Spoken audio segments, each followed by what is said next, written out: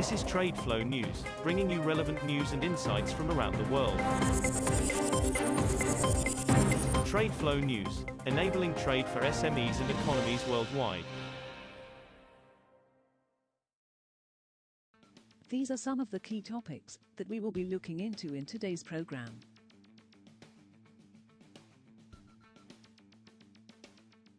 First, let's take a look at the overnight headlines which are impacting the commodity markets.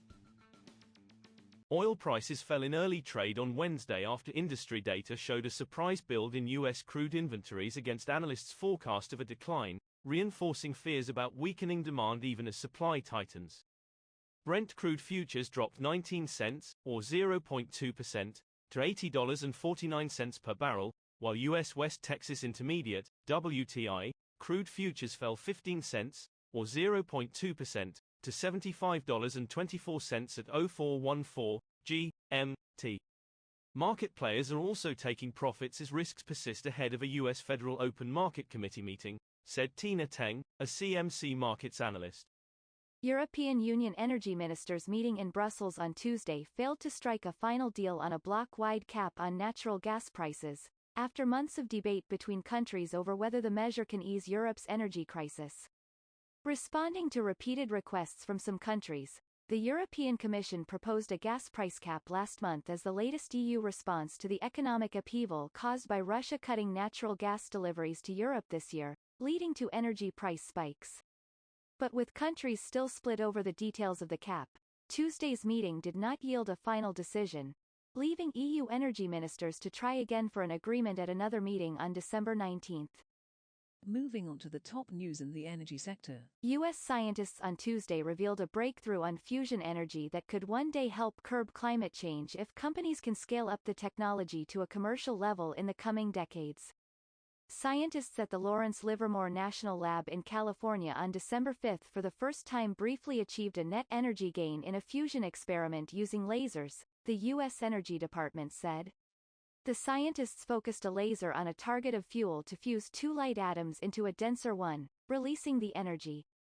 Kimberly Boodle, the director of Lawrence Livermore, told reporters at an Energy Department event that science and technology hurdles mean commercialization is probably not 5 or 6 decades away, but sooner.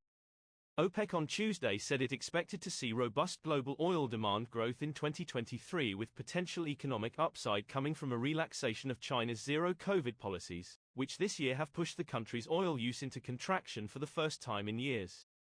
World oil demand in 2023 will rise by 2.25 million barrels per day, BPD, or about 2.3%, the OPEC said in a monthly report. The forecast was steady from November, after a series of downgrades. Although global economic uncertainties are high and growth risks in key economies remain tilted to the downside, upside factors that may counterbalance current and upcoming challenges have emerged as well, OPEC said in the report. Next, we have the top news in metal markets. Chinese iron ore and steel futures edged higher on Wednesday on optimism that surging COVID-19 infections in the country would prompt stimulus measures to shore up the world's second-largest economy. Top steel producer China will likely map out more stimulus steps to underpin growth next year and ease disruptions caused by the relaxation of COVID-19 curbs, Reuters reported citing policy insiders and analysts. The most traded iron ore for May delivery on China's Dalian commodity exchange ended a volatile morning trade 0.6% higher at 802 yuan and 50 fen, $115.31, a ton. Copper prices edged up on Wednesday as the U.S. dollar weakened, although a possible surge in COVID-19 infections in Beijing posed short-term risks and kept gains in check.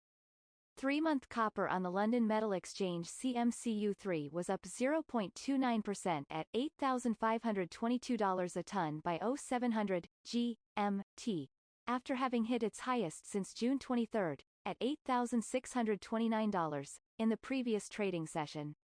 The most traded January copper contract on the Shanghai Futures Exchange was up 0.91% at 66,510 yuan, $9,557.96, a ton. We will now look at the top news in the agricultural. Indian wheat stocks held in government warehouses for December fell to the lowest in 6 years. Government data showed on Tuesday, as prices jumped to a record high on rising demand and falling inventories. Lower state reserves could hobble the government's efforts to release stocks to cool wheat prices, something it does regularly for bulk buyers such as flour and biscuit makers. Wheat reserves in state stores totaled 19 million tons at the start of this month, down from 37.85 million tons on December 1, 2021. That is all for today's news on commodity markets. Stay tuned to TradeFlow News as we continue to provide you with more updates.